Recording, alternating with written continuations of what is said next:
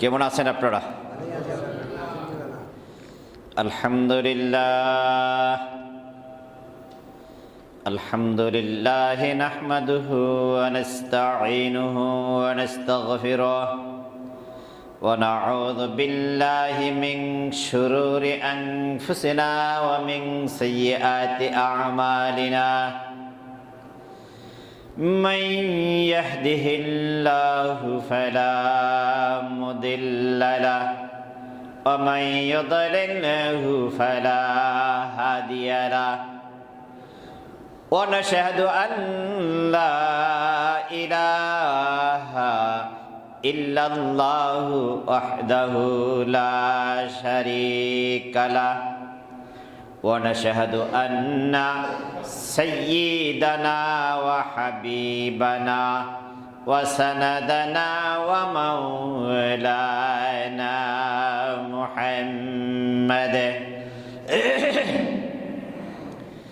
أرسل رسوله بالحق بشيرا ونذيرا وداعيا إلى الله بإذنه পড়েন সকলেই আউযু বিল্লাহি মিনাশ শাইতানির রাজীম বিআয়াতিনা ইন্নাহু হুয়াস সামিউল বাসীর ওয়া ক্বালা তাআলা بشان حبيبه إن الله وملائكته يصلون على النبي يا أيها الذين آمنوا صلوا وسلموا تسليما اللهم سيدنا مولانا محمد وعلى آل سيدنا مولانا محمد بلغ العلا بكماله كشف الدجى بجماله حسنت جميع خصاله صلوا عليه وآله মুআজ্জাজ মুহতারাম ইমাম সাহেব, দিগার উলামায়ে কেরাম, মুসল্লিয়ানে আযম, যুবক ভাইয়েরা, আসসালামু আলাইকুম ওয়া রাহমাতুল্লাহি ওয়া বারাকাতুহু। মহান রব্বুল ইজ্জাত আল জালালের দরবারে সকলে মিলে কালিমাতুশ শুকর আদায় করছি যে আল্লাহ আমাদেরকে আজ জুমার দিন জুমার নামাজ আদায়ের উদ্দেশ্যে আল্লাহর ঘরে আসার সুযোগ করে দিলেন। কার ঘরে? জোরে বলছি, কার ঘরে? ওই মহান মনিবের দরবারে সকলে মিলে কালিমাতুশ শুকর আদায় করছি আলহামদুলিল্লাহ। দরুদ ও সালাম পেশ করছি মানবতার মুক্তির দূত, মহান শিক্ষক সাইয়্যিদুল মুরসালিন, আশরাফুল আম্বিয়া, নবী কুল শিরোমণি মুহাম্মাদুর রাসূলুল্লাহ সাল্লাল্লাহু আলাইহি সাল্লামকে। সম্মানিত হাজিরিন, আমি যে আয়াতটা পড়েছি এই আয়াতটা অবতীর্ণ হয়েছে মেরাজের আলোচনা নিয়ে। রাসূল সাল্লাল্লাহু আলাইহি ওয়াসাল্লাম কে আল্লাহ তাআলা তার সান্নিধ্যে নিয়েছিলেন, যেই ঘটনাটা একে বলা হয় মেরাজ। কি বলে? যেটা বলেন মেরাজ। এই ঘটনাটা ঘটেছিল রাত্রে, এই যে সব মানে রাত, এই জন্য এটাকে বলা হয় শবে মেরাজ। কি বলা হয়? শবে মেরাজ।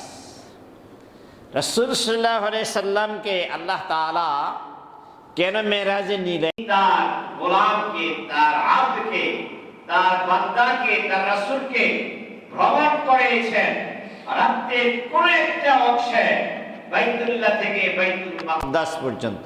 সুবহানাল্লাহ। এখানে দুইটা কথা, একটা হইল লাইলুন, আরেকটা কথা হলো আব্দুন। কথা বুঝেনি দেখি। আব্দ বলা হয় বান্দা, গোলাম, দাস। আমার আপনার যে বডিটা আছে এই সব মিলে আব্দ। আমার নাম ইদ্রিস আলী। ইদ্রিস আলী বলতে কি আমার একটা হাত বুঝেন? কথা বলেন। আমার এই হাতটা বুঝেন? আমার এই হাত বুঝেন? একটা পাও বুঝেন? কি বুঝেন? পুরা বডিটা নিয়েই বলেন বলেন আমি ইদ্রিস আলী, ঠিক কি না? আবার নফস বলতে শুধু নফসকে বুঝায়।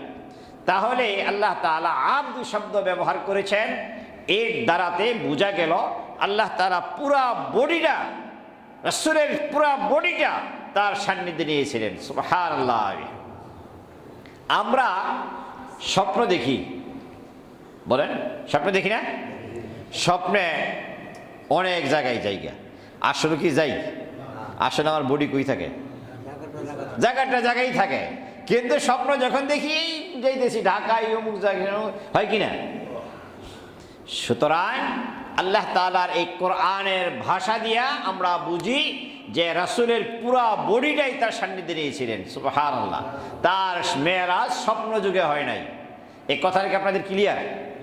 বুঝেছে কথাটা? এই শব্দটা দ্বারা বুঝা কি করা লাগবে? আপনাকে আল্লাহ রাব্বুল আলামিন দাওয়াত দিয়েছেন, আমাদের সাথে যেতে হবে। বিশ্বনবী বলেন আমি কিভাবে যাব? জিবরাইল আমিন বলেন আপনার জন্য সওয়ারি রেডি আছে। আল্লাহ শুধু দাওয়াত দেন নাই, দাওয়াতের সাথে সাথে আল্লাহ রাব্বুল আলামিন আপনার জন্য যানবাহন পাঠিয়ে দিয়েছেন। সুবহানাল্লাহ। মানুষ বিদেশ যায়, বিদেশ গেলে একটা মেডিকেল করে না? কথা বলেন না? মেডিকেল করে না?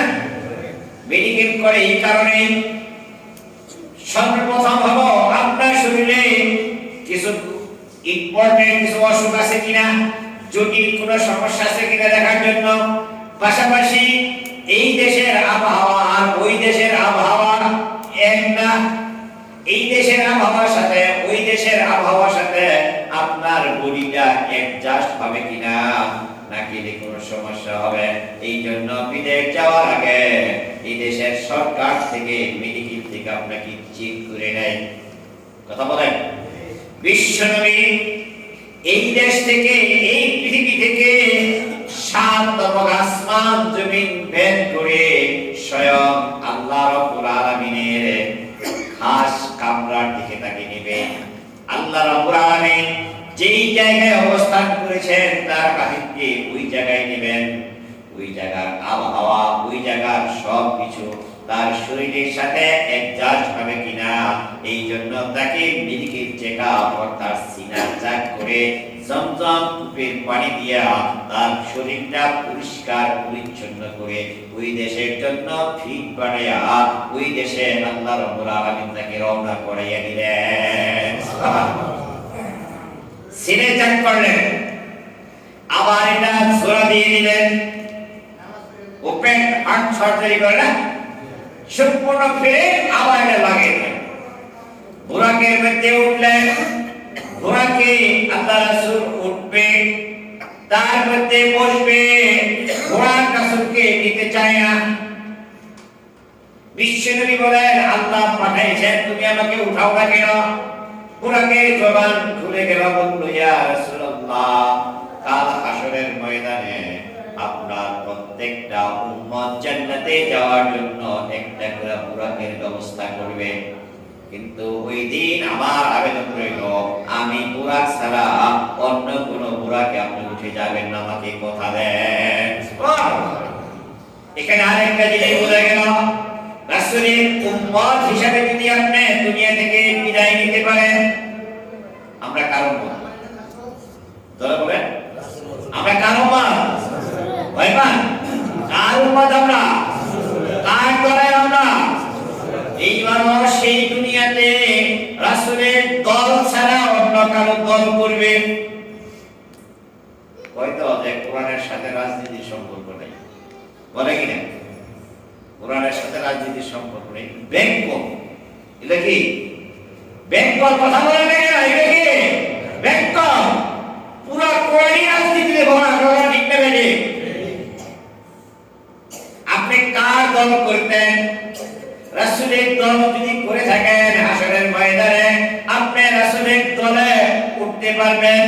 আর যদি এসে তাইকা শয়তানের দল করেন, রাসূলের দলকে বাদ দিয়ে মানুষের তৈরি করা দলের পিছনে ঘুরেন, হাসরের ময়দানে আল্লাহর রাসূল আপনাকে দলে বলেন নিবে? আপনাকে দলে নিবে? সম্মানিত ভাইরা আমার, বুরাক রাসূলের কাছে যখন আবেদন করলেন, আল্লাহ রাসূল স্বীকার করলেন, এবার বুরাক চলতে লাগলো। বুরাক এই শব্দটা আসছে বারকুল থেকে। কিসে থেকে আসছে? বারকুল। বলেন বলেন বারকুল। বারকুল শব্দটা কি? বিদ্যুৎ। এই যে আকাশে বিদ্যুৎ চমকায় না, খুব বেশি সময় থাকে, এখানে ঝিরিক সাথে সাথে এই পাশে চলে আসে। কথা বলেন, আসে না? আর বিদ্যুতের গতি কত? 1,86,000 মাইল। এটাই বিদ্যুতের গতি। এখন যে বুরাকে রাসূল উঠবেন, এই বুরাক এই বিদ্যুতের মতো গতিতে চলছে। বুরাক যখন রওনা হবেন বাইতুল মুকাদ্দাসে যাওয়ার আগে 3 জায়গায় তিনি স্টপেজ দিলেন। প্রথমে স্টপেজ দিলেন মদিনা মুনাওয়ারায়। জিবরাইল আমিনকে জিবরাইল বলেন এখানে একটু নামেন। রাসূল বললেন এটা কোন জায়গা? আল্লাহ রাসূলকে জবাব দিলেন জিবরাইল আমিন এটা ওই জায়গা যে জায়গাতে মক্কার মানুষ আপনাকে যখন স্থান দিবে না তারাইয়া দিতে চাইবে, আপনি যেই জায়গায় আয়েশা স্থায়ী হবেন, যেই জায়গায় আয়েশা বসবাস করবেন, এটা হলো সেই ইয়াসরিব। নাকি ইয়াসরিব? মদিনার আগের নাম ইয়াসরিব। সেখানে যায় 2 রাকাত নামাজ পড়লেন, আবার রওনা হলেন। আবার রওনা হয়ে আরেকটা পাহাড়ের মধ্যে রাসূলকে স্টপেজ করালেন।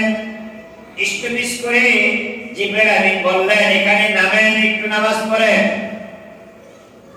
বিশ্বনবী জিজ্ঞেস করলেন এটা কোন জায়গা? জিবরাইল আমিন বললেন এটা হলো তুর পাহাড়, যেই পাহাড়ে মুসা আলাইহিস সালাম এসেছিলেন, এটা সেই পাহাড়। আবার ওখান থেকে আবার রওনা হলেন। আবার রওনা হইয়া আরেকটা স্টপেজে দিলেন, যাই নাম হইতো বাইতুল লাহম, যেই জায়গাতে ঈসা আলাইহিস সালাম জন্মগ্রহণ করেছিলেন। আবার ওখান থেকে রওনা দিলেন, যাইয়া তিনি রওনা হলেন বাইতুল মুকাদ্দাস, যেই মসজিদটা এখন ইহুদিদের হাতে। এই জায়গায় তিনি আবার স্টপেজ দিলেন, যে দেখেন হাজার হাজার নবীরা তার জন্য অপেক্ষায় আছেন সেখানে ইমামতির জন্য। সুবহানাল্লাহ। এই মসজিদে এখন শুক্রবার এক খুতবা আমি দিই না, বলেন না? আমি যদি আসতে দেরি হয়, আমার যদি আসতে দেরি হয়, আপনাদের ইমাম সাহেব থাকবে, সবাই খালি ইমাম সাহেবকে জিজ্ঞেস করবেন কি ব্যাপার, খুদি সবাই আসবে না? কি বলেন? যে মসজিদ ভরে গেছে গা, মুসলিম সবাই এসে বসে, খতিব সাহেব নাই, সবাই খালি রাস্তা মিটে দেন, খতিব সাহেব কোন সময়? ঠিক কিনা? আমার খালি ভাগে সবাই ইমামরে জিজ্ঞেস করবো কি গো খতিব সাহেব কিছু বলে যায় না? সব নবীরা 1,77,2,24,000 পয়গম্বর বাইতুল মুকাদ্দাসের মধ্যে কাতার করে দাঁড়িয়েছেন।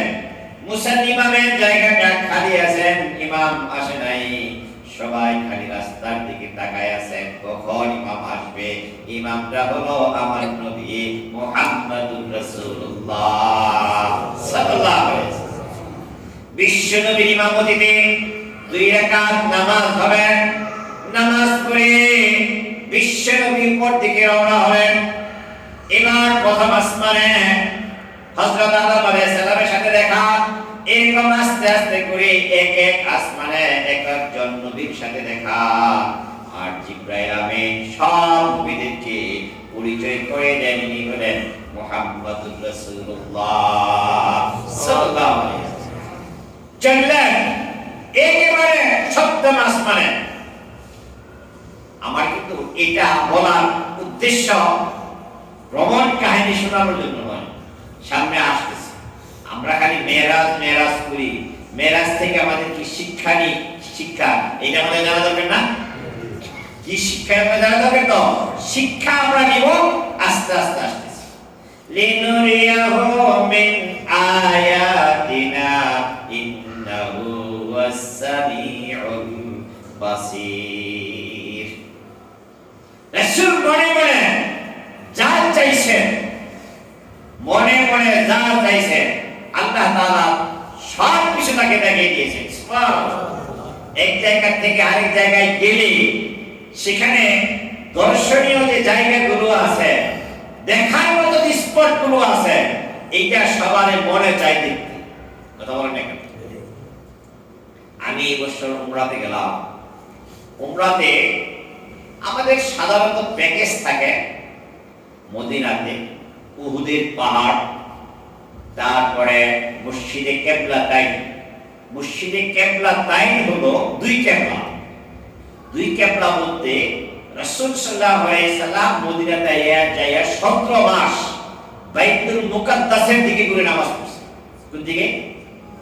বলেন বলেন। বাইতুল মুকাদ্দাসের দিকে ঘুরে নামাজ পড়ছে। আর এক সময় আসরের নামাজের সময় মনে মনে বলতেছেন, প্রকাশ্যে আমরা নামাজ পড়তে সময় মন এদিক সেদিক যায় না? কথা বলেন কেন? যায় না? আমি ধরেন আমরা বাড়ি থেকে রওনা হয়েছি, ছোট বাস্তিটা ধুয়েছি, নাতিটা ধুয়েছি, আসার সময় নাতিটা কাঁদছে, নামাজে আইসা মনে মনে করতেছে নাতিটা কি আমার কাঁদতেছে কিনা, আসে কিনা? রাসূল মনে মনে বলতেছেন, নামাজ পড়তেছেন আসর, নামাজ পড়তেছে কি আসর, মনে মনে বলতেছেন যে এই যে বাইতুল মুকাদ্দাসের দিকে ঘুরে নামাজ পড়ি, আল্লাহ যদি বাইতুল্লাহর দিকে অর্থাৎ কাবার দিকে ঘুরে নামাজ পড়ার জন্য অনুমতি দিতে পারেন। কে বলতেছেন? রাসূল। মুখেই না মনে মনে? মনে মনে। মনে মনে নামাজ পড়তেছে আর মনে মনে এটা ভাবতেছে। পৃথিবীর এই মনের খবরটা কেউ জানে না, একজন জানে, আল্লাহ। তিনি কে? আল্লাহ।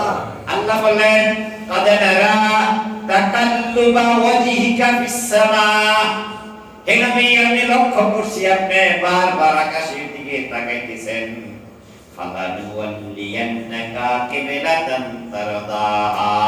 আমি আপনাকে এমন একটা কিবলা দেই যে কিবলাটা পাই আপনি খুশি হন। মনে মনে ভাবতেছেন, ইয়া রাসূল, হে আমার রাসূল, আপনি মনে মনে বলতেছেন এমন কিবলা যেন আমি আপনাকে দেই যে কিবলাটা পাই আপনি খুশি হবেন। আর বন্ধু, পৃথিবীর কেউ দেখে নাই, আমি আল্লাহ দেখেছি। আর দেরি নয়, আপনার কোনো আশা আকাঙ্ক্ষা আমি আর অসম্পূর্ণ থাকতে দিব না। ফালানুওয়াল্লিয়ান্নাকা কিবলাতান তারদাহা ফাওয়াল্লি ওয়াজহাকা শাতরাল মাসজিদিল হারাম। আর দেরি নয়, আপনার চেহারাটা এখনই বাইতুল্লাহর দিকে ঘুরাইয়া দেন। সুবহানাল্লাহ। দুই রাকাত হয়েছে বাইতুল মুকাদ্দাসের দিকে। কয় রাকাত? দুই রাকাত। এরপর কয় রাকাত? দুই রাকাত। এখন রাসূল আল্লাহ বলতেছেন চেহারাটা এখনই ঘুরাইয়া দেন, আর দেরি করা যাবে না। রাসূল দুই রাকাত পড়লেন আর দুই রাকাত চেহারা ঘুরিয়ে দিলেন বাইতুল্লাহর দিকে। সুবহানাল্লাহ। দুই রাকাত পড়ছেন বাইতুল মুকাদ্দাস আর দুই রাকাত বাইতুল্লাহ। তাহলে কিবলা কয়টা হলো? দুইটা। দুইটা না? এই জন্য এই মসজিদটার নাম দেওয়া হয়েছে মসজিদে কিবলাতাইন। সেখানে হাজি সাহেবদেরকে নেওয়া হয় দেখানোর জন্য। এটা হজের কোনো অংশ না। আরেকটা মসজিদ আছে, মসজিদে কুবা। কি বলে এটাকে? মসজিদে কুবা। মসজিদে কুবাটা হলো যেই মসজিদটা রাসূল সাল্লাল্লাহু আলাইহি সাল্লাম মদিনাতে যায়া প্রথম নির্মাণ করেছেন। রাসূল বলছেন এই মসজিদে যদি কোনো মানুষ দুই রাকাত নামাজ পড়ে, আল্লাহ তাআলা তার আমলনামায় একটা উমরা করার সওয়াব দিয়ে দেন। এই হাদিসটা ওই মসজিদের দেয়ালের মধ্যে এখনো লেখা আছে। যারা গেছেন তারা দেখেছেন, যারা জানেন দেখে আসবেন। হাদিসটা ওখানে লেখা আছে, মসজিদে কুবাতে 2 রাকাত নামাজ পড়লে একটা উমরার সওয়াব আল্লাহ তাআলা দিয়ে দেন। সুবহানাল্লাহ। এগুলো হাদিস থেকে মানে দেখার মতো জায়গা দেখায়। রাসূল সাল্লাল্লাহু আলাইহি সাল্লাম দিয়েছেন কোথায়? আল্লাহর সান্নিধ্যে। কোথায় গিয়েছেন? আমার কথা কিন্তু ওখানে মনে থাকবে। আল্লাহর সান্নিধ্যে যাবেন, আল্লাহ বলেন লিনুরিয়াহু মিন আয়াতিনা ইন্নাহু ওয়াস-সামিউল বাসীর।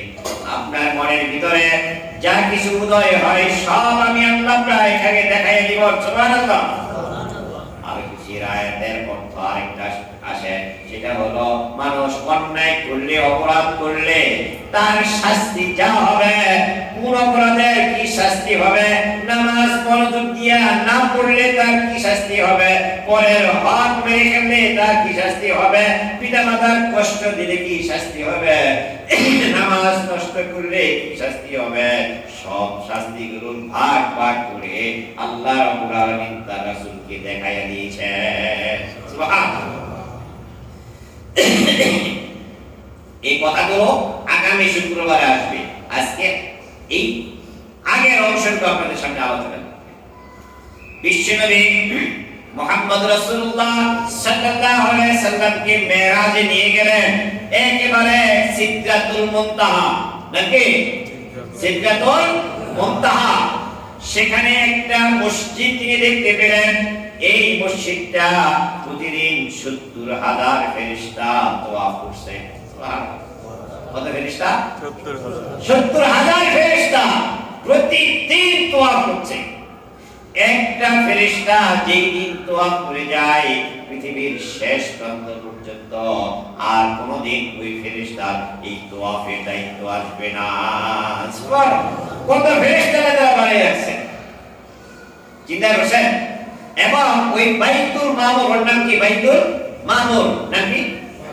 যেটা বলে এই বাইতুল মামুর বরাবরই নিচে পৃথিবীতে মক্কাতুল মুকাররমা কাবা শরীফ। আর এই কাবা শরীফে যারা তওয়াফ করে একদিন একজন কি একবারই শেষ, আরো যেতে পারে? বলেন আরো যেতে পারে না? আরো যেতে পারে। আপনি সকালে তওয়াফ করছেন, ইচ্ছা করলে বিকালে তওয়াফ করতে পারবেন। মানুষ একাধিকবার তওয়াফ করতেছে, কিন্তু বাইতুল মামুর এই তওয়াফ ফেরেশতারা করে। এক ফেরেশতা একবার তওয়াফ করে আসলে আর এই ফেরেশতা কিয়ামত পর্যন্ত এই ফেরেশতা আর আসবে। আল্লাহর সান্নিধ্যে চলে গেলেন। আল্লাহর সান্নিধ্যে যখন বিশ্বনবী গেলেন, প্রথমেই কি নিয়ে যাবেন, কি বলবেন, কি দিয়ে কথা শুরু করবেন? বিশ্বনবী শুরু করলেন আত-তাহিয়াতু লিল্লাহি ওয়াস-সালাওয়াতু ওয়াত-তাইয়্যিবাত।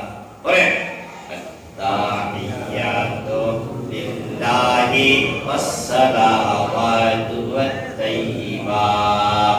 সমস্ত প্রশংসা, আমার নামাজ রোজা যা কিছু আছে সব আল্লাহ তোমার জন্য নিয়ে আসলাম।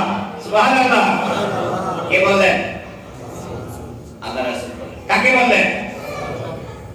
দেখছেন কি দিয়ে শুরু করছে, কি নিয়ে গেছে?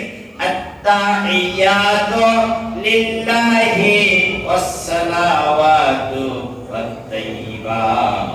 ইয়া আল্লাহ, আমার নামাজ, আমার পবিত্রতা, আমার যা কিছু আছে আমি সব তোমার জন্য নিয়ে আসছি। সুবহানাল্লাহ। আল্লাহ খুশি না বেজার? খুশি না বেজার? আল্লাহ খুশি হয়ে বলেন আসসালামু আলাইকা আইয়ুহান নাবিয়্যু ওয়া রাহমাতুল্লাহি ওয়া বারাকাতুহু। আছে কি না? এটাকে বলেন আল্লাহ। কি বলেন? আবার বলেন আসসালামু আলাইকা আইয়ুহান নাবিয়্যু ওয়া রাহমাতুল্লাহি ওয়া বারাকাতুহু। হে নবী, আপনার প্রতি সালাম। আপনি যা আমার জন্য নিয়ে আসছেন আমি আল্লাহ খুশি। আমি আপনাকে সালাম মানে শান্তি, রহমত, বরকত সব আমি আপনার জন্য দিলাম। সুবহানাল্লাহ। কে দিলেন? আল্লাহ। কে দিলেন? আল্লাহ। কাকে দিলেন? রাসূলকে দিলেন। এখন দেখেন রাসূল কি বলে। আমরা সরকারি চাকরি যারা করি, বিশেষ করে প্রতিষ্ঠানের বিভিন্ন প্রতিষ্ঠানের প্রধানদেরকে সরকার বিভিন্ন সময় বিভিন্ন জায়গায় ট্রেনিং এ পাঠায়। আবার ট্রেনিং এ পাঠাইয়া ওখানে তাকে কিছু শিক্ষা দেয়, পাশাপাশি তার কিছু ডোনেশন, কিছু উপহারও দেয়, ডায়েরি দেয়, বিভিন্ন ব্যাগ দেয়, বিভিন্ন কিছু দেয়। এখন বলে আমি একটা মাদ্রাসার দায়িত্বে আছি, আমি যখন ট্রেনিং এ যাই, ট্রেনিং এ গেলে সরকার আমাকে যে গিফট দেয়, এটা কি আমি সবারে দেই না আমি একলা বেঁধে দিই? কথা বলেন। আমি ব্যাংকে দিন আমার জন্য সামনে, কিন্তু রাসূলকে সালাম, বরকত, রহমত সব দিলেন কে? আল্লাহ। দিলেন কে? আল্লাহ। আমার রাসূল বলেন, ইয়া আল্লাহ, আপনি আমাকে শান্তি দিবেন, রহমত দিবেন, বরকত দিবেন, আর আমার উম্মতেরা থাকবে এটা হতে পারে না। না, কেমন নবীর উম্মত আমরা, কেমন নবীর উম্মত আমরা। এই নবীর দল ছাইরা দিয়া ইহুদি খ্রিস্টানদের পিছনে আমরা ঘুরি। কথা বলেন ঠিক না বেঠে? মিয়া মাত্র ক্ষমতা ছাইরা দিয়া, ক্ষমতা ছাড়তে 1 সেকেন্ড দেরি হয় নাই, দেশের লক্ষ লক্ষ কর্মীদেরকে ছেড়ে একা পলিয়ে গেছে বুনিয়া। কথা বলেন কেন? তারপরে গালাগালা এখন পর্যন্ত তার গুণগান গায়। এরা গালা ছাড়া আর কোনো কিছু নয়। কথা বলেন ঠিক না বেঠে? আমার রাসূল এত কিছু সেখানে পাইলেন, খারাপ করতেছে না? কথা সত্য না মিথ্যা? কথা বলেন সত্য না মিথ্যা? আমার রাসূল সেখানে এত কিছু পাইলেন, রহমত, দয়া, রহমত, বরকত, দয়া সব পাইলেন। আমার রাসূল বলেন, আল্লাহ গো, তোমার এই রহমত, এই দয়া, এই বরকত আমি একা নিব, আমার লক্ষ লক্ষ কোটি কোটি উম্মতেরা বরকত ছাড়া হবে হতে পারে না। রাসূল বললেন, আসসালামু আলাইনা ওয়া আলা ইবাদিল্লাহিস সালিহিন। আল্লাহু আকবার। চিন্তা করছেন, ইয়া আল্লাহ, আপনি যে রহমত, আপনি যে দয়া, আপনি যে বরকত আমাকে দিলেন, এটা আমি একা নিয়ে খুশি না। আসসালামু আলাইনা, এটা আমি সবার জন্য নিয়ে গেলাম। ওয়া আলা ইবাদিল্লাহিস সালিহিন, আপনার নেককার সুন্দর নেক বান্দা যারা আছে, সলিহিন বান্দা যারা আছে, সবার জন্যই আমি নবী জানিয়ে গেলাম। সুবহানাল্লাহ। কাদের জন্য নিয়ে আসছে? সলিহিনদের জন্য। কাদের জন্য? যারা বলেন কাদের জন্য? সলিহিন অর্থাৎ নবীর দলে থাকা লাগবে, নবীর বিরোধিতা করবে না, এই বরকত রহমত আপনি পাওয়া যাবে না। যাবে? এখন কন্ডিশন হলো আমাদের সলিহিন বান্দা হতে হবে। কি হতে হবে? জোরে বলেন সলিহিন। সলিহিন কারা এটা জানবো তো ইনশাআল্লাহ। জানতে রাজি আছেন না?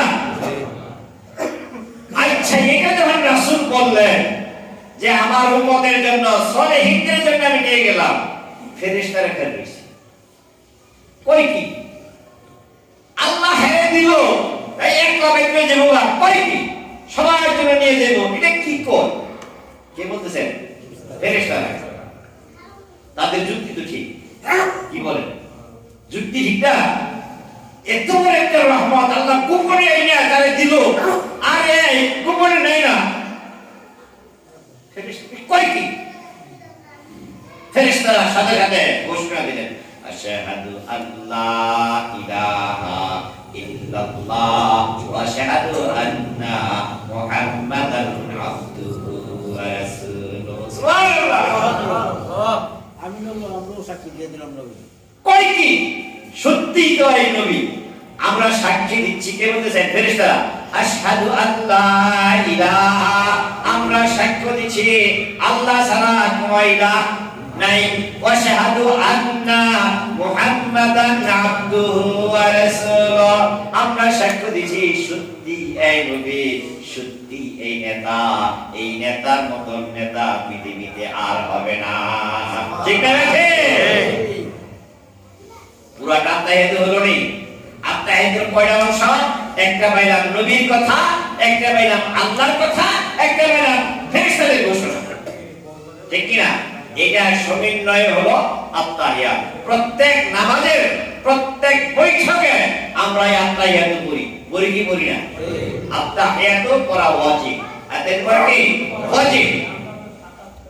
আত্মাহিয়াত কোথেকে আইলো, কোন অংশ কেমনে আইলো, মোটামুটি বুঝাচ্ছে পারে? বুঝাচ্ছে?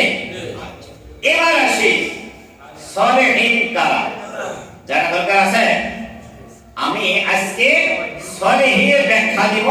আল্লাহ যদি বাঁচিয়ে রাখেন আমাকে, আগামী শুক্রবার আইসা কি কি দেখলেন এই কথাগুলো বলবো। এটা রজব মাস, এই রজব মাসে আমরা মেরাজের কথাগুলো আলোচনা করব ইনশাআল্লাহ। ওয়া তাওফিকে ইল্লা বিল্লাহ। প্রথম আসে সলেহীন এক নাম্বার বৈশিষ্ট্য। এটা কি? মেম্বার। বলেন না এটা কি? মেম্বার। মেম্বারটা কেমন? এরকম তিনটা দাগ থাকে, তাকে মেম্বার বলে। হ্যাঁ, এটা কি বলেন? চশমা কাকে বলে? এই দুইটা এইভাবে ফ্রেম থাকবে, এই চোখের সামনে গ্লাস থাকবে, এটা আমার চোখ অনুযায়ী পাওয়ার থাকবে, এটাকে বলা হয় চশমা। চশমা কি করে? চোখে দেয়। বুঝতে পারছি? আমার হাতে এটা কি? ঘড়ি। এইটার মধ্যে কি করে? এটাই আমাকে সময় বলে দেয়।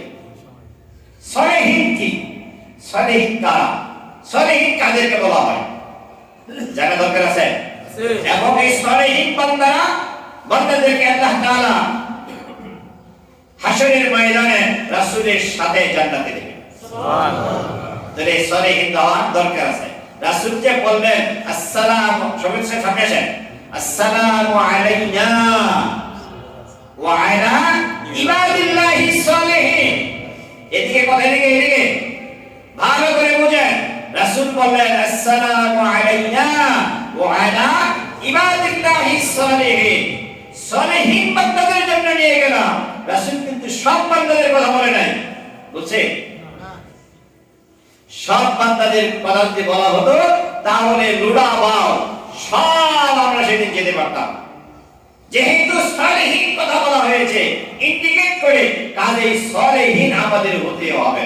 সলেহীন ছাড়া সেদিনকে রাসূলের দলভুক্ত হয়ে জান্নাতে যাওয়া সম্ভব হবে না। সলেহীন কারা? এক নাম্বার হলো এই মানুষগুলো নেক কাজ, ভালো কাজগুলো করতে হবে। নামাজ পড়তে হবে, রোজা করতে হবে, হজের উপযুক্ত হলে হজ করতে হবে, যাকাতের উপযুক্ত হলে যাকাত করতে হবে, যাকাত দেওয়া লাগবে, জিকির আজকার তাসবিহ তাহলিয়াত যা আছে ভালো কাজগুলো করা লাগবে। আছে না নাই? কথা বলেন, আছে না নাই? এই কাজটা আমাদের মধ্যে সকলের মধ্যেই আছে, কম আর বেশি। কথা ঠিক বললাম কিনা? এই কাজটা আমাদের মধ্যে সকলের মধ্যেই আছে, কম আর বেশি। যারা আওয়ামী লীগ করে তাদের মধ্যেও আছে, যারা বিএনপি করে তাদের মধ্যেও আছে, যারা জাতীয় পার্টি করে তাদের মধ্যেও আছে। ঠিক কি না? ঠিক। এবার আসি 2 নম্বর। 2 নম্বর হলো এই ভালো কাজগুলো নিজে করব আর একজনকে করার জন্য দাওয়াত দিব। এটা সবার মধ্যে নেই। ঠিক কি না? এটা সবার মধ্যে নাই। বিশেষ করে তাবলীগ যারা করে তারা মানুষকে নামাজের দাওয়াত দেয়, আছে না? আছে।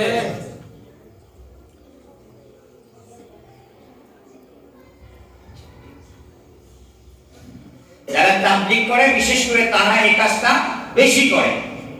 নিজে নামাজ পড়বো আর একজনকে নামাজে দাওয়াত দিব। সংক্ষেপে বলতেছি। 3 নম্বর হলো অন্যায় কাজ প্রথমে নিজের থেকে বাদ দিব। এখানে অনেকে আমরা ধরা খাওয়া। কথা বলেন, ঠিক? অনেকে আমরা ধরা খাওয়া বলতে আমি আমার বউকে পর্দায় রাখি না, ঠিক? এই ধরা খাওয়ার মধ্যে মনে হয় আমরা অনেকেই পড়ে যাব। কথা বলে তারপরে টেলিভিশন আমাদের প্রত্যেকের বাসায় আছে।